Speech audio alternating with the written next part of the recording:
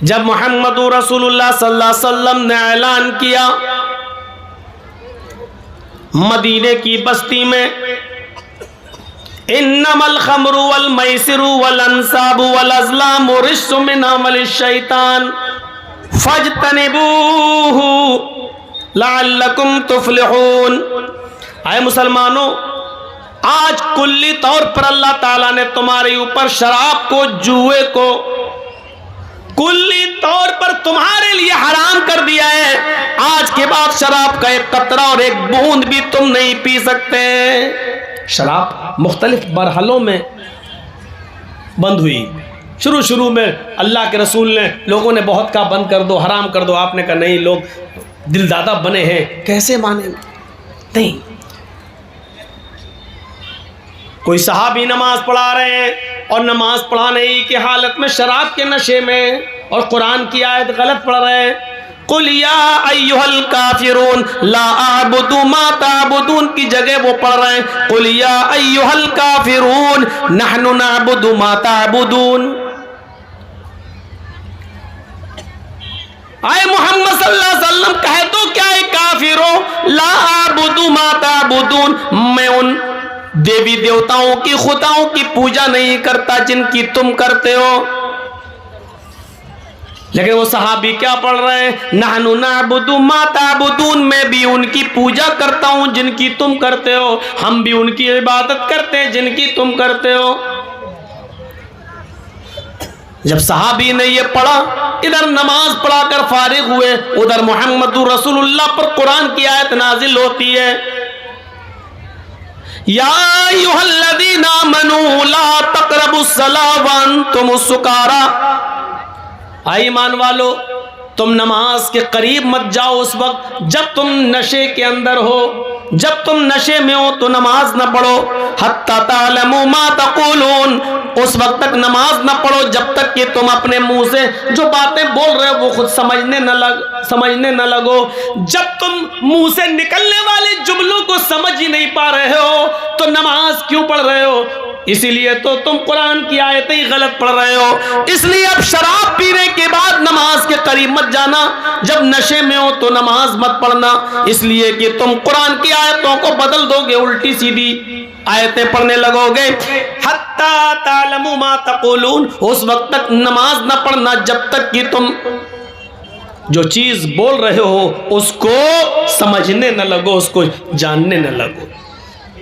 قرآن کی اس آیت نے صحابہ کو جھنجھوڑ دیا، یا اللہ کیا شراب پیو اور نماز کا وقت نکل جائے، نشے میں آ جاؤں اور نماز کا وقت نکل جائے؟ کیا ایسا بھی ہو سکتا ہے؟ کیا اب ہماری اتنے برے دن آ گئے، کیا ہم شراب پی لیں اور نماز کا وقت ہو جائے تو ہم سے نماز چھوٹ جائے، جب ہمارا نشہ اترے تب ہم نماز پڑھنے جائیں؟ اس سے بہتر ہے کہ نماز پڑھا جائے اور شراب ہی نہ پی جائے۔ اس آیت نے بہت حد تک شراب کو چھڑا دیا، لیکن اس کے باوجود شراب حرام نہیں ہوئی۔ پھر ایک دور آیا، ایک جشن منایا جا رہا تھا مدینے کے اندر، انصار بھی موجود تھے اور قریش یہ مہاجرین بھی موجود تھے۔ اسی جشن میں لوگوں نے شراب پی اور شراب پینے کے بعد صحابہ نشے میں آ گئے، اور جب نشے میں آئے تو قومی عصبیتیں جوش میں آ گئیں۔ قریشی کہتے ہیں ہم افضل، انصاری کہتے ہیں ہم افضل۔ قریشی کہتے ہیں چھوڑو، محمد رسول اللہ ہمارے درمیان پیدا ہوئے اس لیے ہماری قوم سب سے افضل۔ ادھر انصاری کہنے لگے شراب کے نشے میں، ارے تم بھوکے آئے تھے، کھانا ہم نے دیا، مکے سے ننگے آئے تھے، کپڑا ہم نے دیا، تمہارے پاس کچھ نہیں تھا، ہم نے دیا، ہم افضل ہیں، ہم تم سے بڑے ہیں، اس لیے کہ ہم نے رہنے کے لیے تمہیں ٹھکانہ دیا، کھیتی باڑی کرنے کے لیے زمین دی، ہم نے اپنی بیٹیوں کی شادی تم سے کر کے تمہارا گھر بسایا، ہم افضل۔ اتنے جوش میں آئے کہ دونوں نے تلواریں نکال لی۔ محمد رسول اللہ صلی اللہ علیہ وسلم نے جب یہ دیکھا تو آپ کو بہت برا لگا، کہ ہم جس چیز کو ختم کرنے آئے اس شراب کی وجہ سے لوگ وہی کام کرنے لگے، ایک دوسرے کے اوپر افضل بننا چاہتے ہیں، ایک دوسرے کے اوپر بڑھوتری حاصل کرنا چاہتے ہیں۔ نظریں آسمان پہ ڈالی، ادھر سے قرآن کی آیت نازل ہو جاتی ہے، انما الخمر والمیسر والانصاب والازلام رجس من عمل الشیطان۔ آج پوری طریقے سے شراب کو حرام قرار دے دیا گیا ہے اور فرمایا گیا آج کے بعد شراب کا ایک قطرہ بھی کوئی نہیں پی سکتا ہے، جو ایک بوند بھی شراب کی پیے گا وہ حرام ہوگا۔ میرے بھائیوں 40 کوڑے مارے جائیں گے شراب پینے والے کے اوپر، یہ سزا بھی متعین کر دی جناب محمد رسول اللہ صلی اللہ علیہ وسلم نے۔ جب یہ اعلان ہوتا ہے آج کے بعد شراب حرام کر دی گئی تو مدینے کی گلیوں میں شراب ایسے بہائی گئی، گھڑے اور مٹکے توڑے گئے، ڈرم الٹ دیے گئے، بڑے بڑے برتنوں میں جو شراب بھری ہوئی تھی ان کو ڈال دیا گیا، نالیوں میں شراب ایسے بہ رہی تھی جیسے قربانی کے موقع پر جب ہم جانوروں کو ذبح کرتے ہیں تو ان کا خون نالیوں میں بہتا ہے، بلکہ نالیوں سے خون، نالیوں سے شراب باہر آنے لگی اور سڑک تک پر شراب آ گئی، یعنی اتنی شراب بہائی گئی کہ نالیاں پرو گئی اور نالیوں سے وہ شراب بھر کر سڑک کے اوپر، روڈ کے اوپر آنے لگی۔ انسائکلوپیڈیا آف برٹانیکا کے کرسچن رائٹر نے تھوڑا سا غلو کیا اور لکھا کہ مدینے میں ایسا لگ رہا تھا جیسے پانی کا سیلاب آتا ہے، باڑھ آ جاتی ہے، ایسے ہی شراب کا سیلاب آ گیا، شراب کی باڑھ آ گئی۔ میرے بھائیوں دونوں حکموں میں فرق دیکھیے، ایک طرف سرکار بند کرتی ہے شراب لیکن پھر بھی چوری چھپے آ جاتی ہے، اور دوسری طرف حکم ہوتا ہے کہ آج کے بعد شراب حرام، تو نالیوں میں بہائی جاتی ہے اور سڑکیں بھر جاتی ہیں شراب سے۔ اب آپ اندازہ لگا سکتے ہیں اتنی جلدی کون سا حکمراں ہے جس کی بات پر لبیک کہا گیا ہو سوائے محمد رسول اللہ صلی اللہ علیہ وسلم کے۔ آج بھی ان کی حکومت ہم مسلمانوں کے دلوں پر چل رہی ہے اور قیامت کی صبح تک چلتی رہے گی انشاءاللہ۔ ادم جناب شرط نرا شنز تشویشیت، اے لوگوں غور سے سنو، نرا شمس آئیں گے، محمد آئیں گے، اس تشویشیت ان کا اتنا نام ہوگا، اتنا نام ہوگا کہ پورے وشو میں ان سے زیادہ کسی کا نام نہیں لیا جائے گا، ان کا اتنا نام ہوگا، اتنا نام ہوگا کہ ان سے زیادہ پورے وشو میں کسی کا نام نہیں ہوگا۔ حقیقت ہے پورے وشو میں محمد رسول اللہ سے زیادہ کس کا نام لیا جا رہا ہے؟ ابھی ایک ایگزامپل دے دی، آئیے وضو بنائیے، بسم اللہ کہہ کر آپ وضو بنانا شروع کریں گے، وضو بنانے کے بعد فارغ ہو جائیے تو آپ یہ دعا پڑھیں گے اور نبی کا نام لیں گے، اشہد ان لا الہ الا اللہ واشہد ان محمدن عبدہ ورسول، محمدن نبی کا نام لیں گے۔ ادھر اذان میں اشہد ان محمد رسول اللہ کہیں گے اور اذان لا الہ الا اللہ پہ ختم ہو جائے گی، تو اذان کے بعد کی دعا میں آپ محمد رسول اللہ کا نام لیں گے، اللہم رب هذه الدعوة التامة والصلاة القائمة آتی محمدا الوسیلہ، آتی محمدا الوسیلہ والفضیلہ، محمد رسول اللہ کا نام آپ آ رہا ہے، دیکھ لیجئے آپ ہر جگہ نبی کا نام اور اتنا زیادہ نام لیا جا رہا ہے کہ پورے وشو میں محمد رسول اللہ سے زیادہ کسی کا نام نہیں لیا جا رہا ہے۔ ششٹم سہسترا نویتم چکورم اروش میں دھودت مہے، ششٹم 60، سہسترا 1000،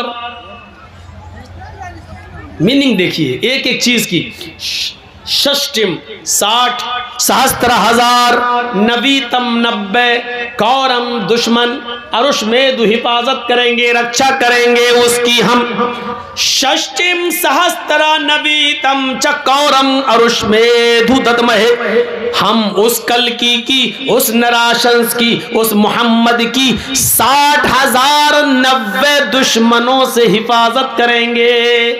60,000 90 دشمن کس کے تھے؟ یہ کتاب ان کی ہے اور پڑھ رہے ہیں ہم، غور کیجیے آپ، تمہیں بتانے والا تمہارا کوئی نہیں ملا. 60,090 دشمن. ذرا غور کیجئے کس کے تھے. مہا بھارت کی لڑائی میں دیکھ لو کتنے دشمن تھے. جب راون سیتا کا اپہرن کرتا ہے اور شری لنکا لے جاتا ہے, اس وقت جو یدھ ہوا اس میں کتنے لوگ تھے. ایک ایک چیز پر غور کر لیجئے اور آئیے ہم دکھاتے ہیں 60,090 دشمن. جنگ خندق میں 10,000 کافروں کا لشکر جو محمد رسول اللہ کو مارنا چاہتا تھا. اور گنتے رہیے گا 10,000 جنگ خندق میں, جنگ خیبر میں 10,000 جو نبی اکرم کو نقصان پہنچانا چاہتے تھے دشمن. کتنے ہوئے؟ 10 خندق میں اور 10 خیبر میں 20. 40,000 رومیوں کا لشکر جو مدینہ میں گھس کر مدینہ کی اینٹ سے اینٹ بجانا چاہتا تھا. اور محمد رسول اللہ 3,000 کا لشکر لے کر جب نکلے تو آپ نے ان کے دانت کھٹے کر دیے. یہ 3,000 کا لشکر 40,000 رومیوں کو بھاگنے پر مجبور کر دیتا ہے. 40,000 اور ادھر 20,000 کتنے ہوئے؟ 60,000. غزوہ تبوک میں اللہ کے رسول صلی اللہ علیہ وسلم نے جن لوگوں کو نکلنے کے لیے حکم دیا تھا ان کی تعداد تھی 80. وہ یہودی تھے جو اس شرط پر رہ رہے تھے مدینہ میں کہ اگر ہم پر حملہ ہوگا تو محمد رسول اللہ مدد کریں گے, اور محمد رسول اللہ پر حملہ ہوگا تو ہم یہودی مدد کریں گے. ان کی تعداد کتنی تھی؟ 80. اور 13 وہ منافق تھے, 13 وہ مسلمان تھے جو جنگ میں کسی نہ کسی بہانے کے لیے, بہانے کے تحت نہیں جا پائے غزوہ تبوک میں. تو 80 اور 13 کتنے ہوئے؟ 93. 80 اور 13 93, 93. لیکن ان 93 لوگوں میں 80 تو یہودی تھے, ان سے تو کوئی مطلب ہی نہیں. 13 مسلمان تھے لیکن ان میں 10 لوگ کا جھوٹ پکڑا گیا جن کو معاف نہیں کیا گیا. 10 اور 3 وہ تھے جن کی توبہ اللہ رب العالمین نے قبول کر لی. ان میں کعب ابن مالک رضی اللہ تعالیٰ عنہ جیسی شخصیتیں شامل ہیں جو غزوہ تبوک میں شامل نہیں ہو سکے, لیکن اللہ کے رسول کو سچ سچ بتا دیا کہ یہ وجہ تھی. اللہ کے نبی نے ان کا بائیکاٹ کیا, پھر ان سے کہا بیوی کو چھوڑو, انہوں نے بیوی کو بھی گھر بھیج دیا. 50 دن تک پریشان رہے. اللہ کے نبی نے پھر کہا تم مسجد بھی نہیں آ سکتے ہو, انہوں نے مسجد میں بھی آنا منع کیا, لیکن اپنے گھر سے توبہ کرتے رہے, گڑگڑاتے رہے. اور 50 دن کے بعد اللہ تعالیٰ نے کہا ان 3 لوگوں کی توبہ کو اللہ نے قبول کر لیا ہے, جاؤ ان کو مسجد میں آنے کی اجازت دو. تو 13 میں 10 لوگوں کی توبہ قبول نہیں ہوئی اور 3 لوگوں کی توبہ قبول ہوئی. تو 13 میں سے 3 نکال دیں گے جن کی توبہ قبول ہوئی, تو پھر کتنے بچے؟ 10. اور 80 منافق, 80 کافر یہودی, تو 80 اور 10 90. 3 کی توبہ قبول ہو گئی, ان 3 کو ہٹا دیجئے تو یہ 90. اور ادھر کتنے ہو چکے تھے؟ 60,000.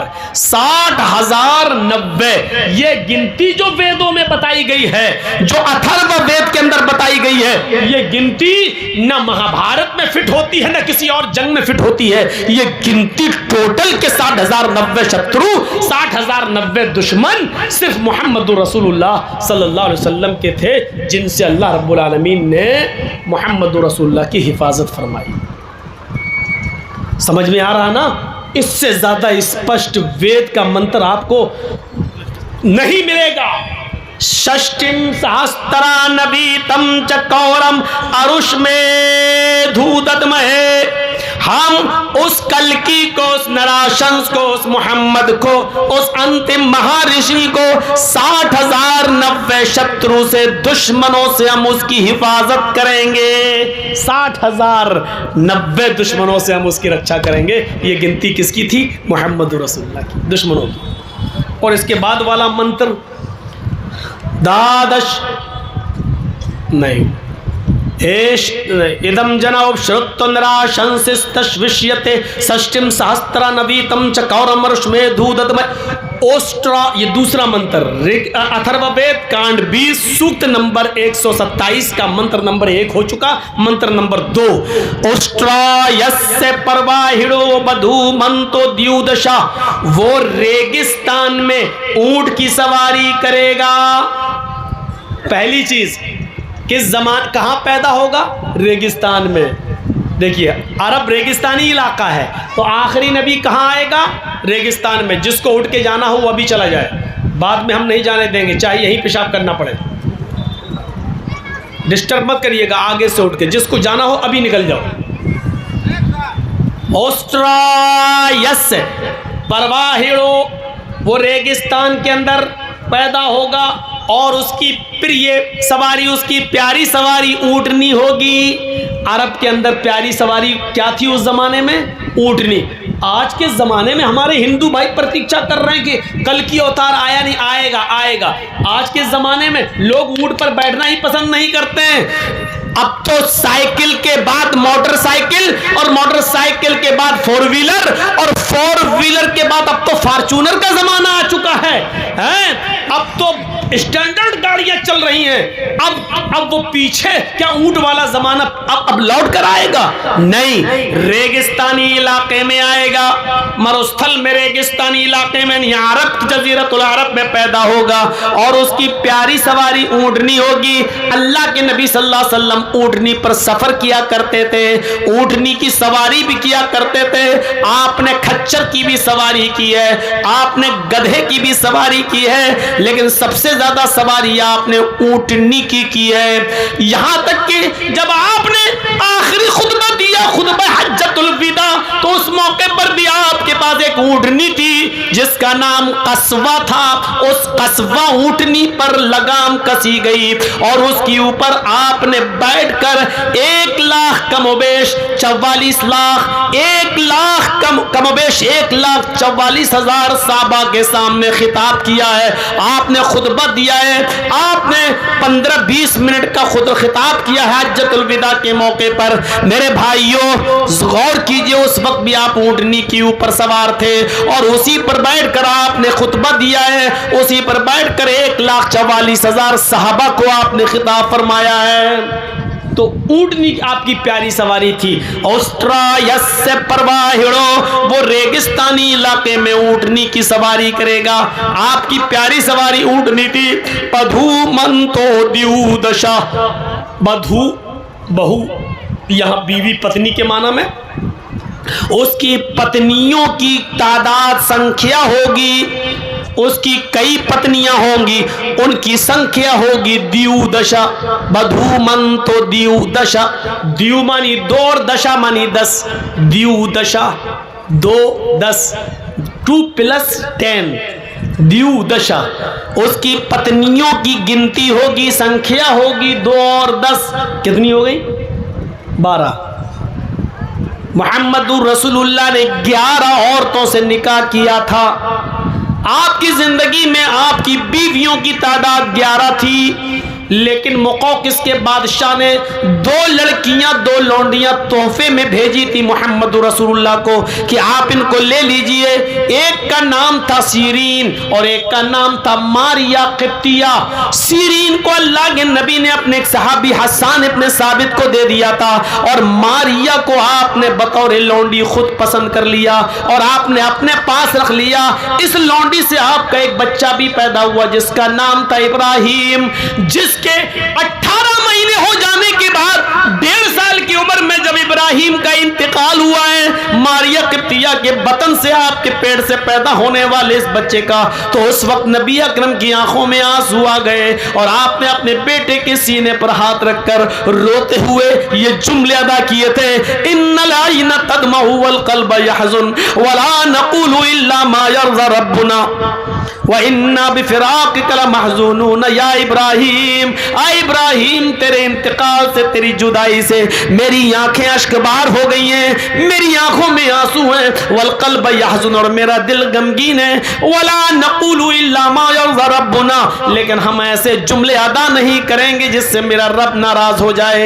ہم اپنی زبان سے ایسے جملے ادا نہیں کریں گے جس سے میرا مولا میرا پروردگار ناراض ہو جائے، وَإِنَّ بِفِرَاقِكَ لَمَحْزُونُونَ ہاں ہم تمہاری جدائی سے، ہم تمہارے انتقال سے غمگین ضرور ہے، پریشان ضرور ہیں، لیکن ہر حال میں اللہ کا شکر ادا کریں گے، ہم ایسے جملے ایسے ورڈ یوز نہیں کریں گے جس سے ہمارا اللہ ناراض ہو جائے۔ تو بتانے کا مقصد یہ ہے میرے بھائیوں کہ 11 بیوی اور ایک لونڈی، 12 بیویاں والا اگر دنیا میں کوئی ملے گا تو صرف ایک ہی نبی ہے۔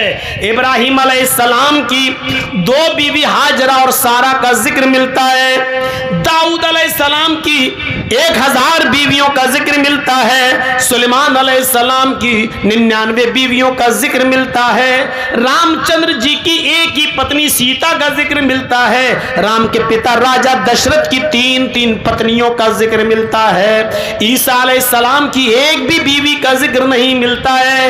الغرض کہنے کا مقصد یہ کسی کے پاس 3 ہیں، کسی کے پاس 2 ہیں، کسی کے پاس 1000 ہیں، کسی کے پاس صرف 99 رہی ہیں، کسی کے پاس صرف ایک ہی ہے اور کسی کے پاس ایک بھی نہیں ہے، لیکن آخری نبی کے پاس کتنی پتنیاں ہوں گی یہ گنتی اور یہ سنکھیا بتا رہا ہے اتھرو وید کہ وہ 12 بیوی جس کے پاس ہوں گی وہ انتم رشی ہوگا، 12 پتنیوں کی دیکھ ریکھ جو کرے گا اور جس کی زیر نگرانی 12 پتنیاں ہوں گی، جس کا نریکشن جو کر رہا ہوگا وہ آخری نبی ہوگا۔ تب آخری نبی کے پاس 12 بیوی ہوں گی تو 12 بیویوں والا جب آخری نبی ہوگا تو وہ نبی ہمارے پاس ہے اور ہم آپ کو دے رہے ہیں، آپ لینے سے انکار کر رہے ہیں۔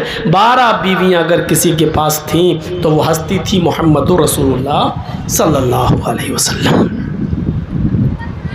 ایش ایشائے مام ہے شتن نشکان دشسترجہ، تیسرا منتر دیکھیے اتھروا وید کے کانڈ 20 سوکت 127 کا منتر نمبر 3، ایش ایشائے مام ہے، ایشور دے گا ماں محمد کو، ایشور دے گا ماں رشی کو یعنی محمد کو، شتن نشکان، شت مانی 100، نشکان مانی سکے، 100 سونے کے سکے، ایشور اللہ دے گا ماما کو محمد کو 100 سونے کے سکے، شتن نشکان دشسترجہ، 10 ہار، شتن نشکان 100 سونے کے سکے، دشسترجہ 10 ہار، تریڑی شتان ورتان، تریڑی 3 شت 100، تریڑی شتان، تریڑی شت 300 وردان گھوڑے، 300 گھوڑے، دشسترج اور سہسترا دش کو ناما، سہسترا مانی 1000، دش مانی 10، سہسترا 10,000 گو گائے۔ اب ترجمہ سنیے پورے منتر کا، ایشور ماما رشی کو محمد کو 100 سونے کے سکے دے گا، 10 ہار دے گا، 300 گھوڑے دے گا اور 10,000 گائے دے گا۔ محمد رسول اللہ کے پاس تو 100 سونے کے سکے نہیں تھے، 10 ہار بھی نہیں تھے، 300 گھوڑے بھی نہیں تھے، 10,000 گائے بھی نہیں تھی، کوئی ایک چیز نہیں تھی، لیکن یہاں پریائے واچی شبد یوز ہوا ہے، مراد 100 سونے کے سکے دے گا۔ سونا اتنا قیمتی ہوتا ہے کہ لوگ اس کو حفاظت سے رکھتے ہیں، ہماری بیوی سونا حفاظت سے رکھتی ہے، آپ کی بیوی سونا حفاظت سے رکھتی ہے، لیکن آپ کا بچہ نیٹ پاس نہیں کر سکا، لیکن پرائیویٹ میڈیکل میں اس کا ایڈمیشن ہونا ہے، لیکن وہاں 50 لاکھ روپے لگ رہے ہیں، ایسے موقع پر آپ کی ماں، آپ کی بیوی 50 لاکھ روپے کا سونا بیچ دے گی اور اپنے بچے کی پڑھائی کے لیے وہ پیسہ وہاں لگا دے گی. یعنی سونے سے بھی زیادہ قیمتی چیز علم ہے. علم کے لیے سونا بیچا جا سکتا ہے. اللہ محمد کو 100 سونے کے سکے دے گا، یعنی ایسے 100 صحابہ دے گا جو بڑے قیمتی ہوں گے، علم حاصل کرنے والے ہوں گے، یعنی اصحاب صفہ، جن کو اللہ کے نبی مسجد نبوی کے باہر چبوترے پر پڑھایا کرتے تھے. اور ان 100 صحابہ میں سے 70 صحابہ کو، 70 قرہ کو تبلیغ کے لیے آپ نے بھیجا تھا کسی کافر کی بستی میں ان لوگوں کی دعوت پر، لیکن ان لوگوں نے دھوکہ دے کر بلایا اور پہاڑی کے دامن میں چھپے تھے. جب یہ 70 صحابہ اس پہاڑی کے پاس سے گزر رہے تھے، ان 70 صحابہ کو شہید کر دیا گیا، ان کو قتل کر دیا گیا. ان 70 صحابہ جن کو بڑی محنت سے پڑھایا تھا، جن کو قرآن کا علم اللہ کے نبی نے دیا تھا اور سکھایا تھا، جب آپ کو پتا چلتا ہے کہ 70 صحابہ شہید کر دیے گئے تو اللہ کے رسول کو اس کا صدمہ اتنا زیادہ ہوا کہ اللہ کے نبی صلی اللہ علیہ وسلم نے مستقل 1 مہینے تک آپ نے نمازوں کے اندر قنوت نازلہ پڑھی.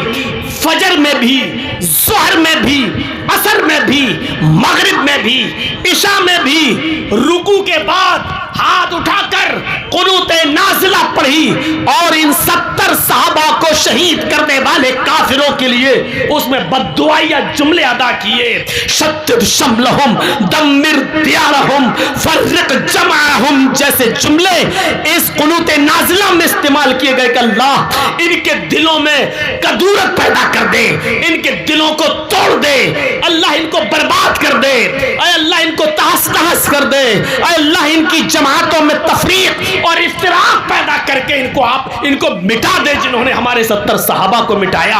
1 نہیں، 2 نمازوں میں نہیں، 5 نمازوں میں نہیں، 1 دن نہیں، 2 دن نہیں، بلکہ پورا 1 مہینے تک اللہ کے رسول نے ان 70 صحابہ کو بددعا، مارنے والے اور شہید کرنے والوں کو اللہ کے رسول نے بددعا دی ہے، اور نمازوں کے بعد قنوت نازلہ میں بددعا دی ہے اور ان کی بربادی کی دعا کی اللہ کے نبی صلی اللہ علیہ وسلم نے. اس سے پتہ چلتا ہے کہ ایک علم والے انسان کو مارنا، اس کو قتل کرنا کتنا بڑا جرم ہے کہ اللہ کے رسول نے کبھی کسی کے لیے بددعا نہ کی ہو، لیکن عالم کو قتل کیا.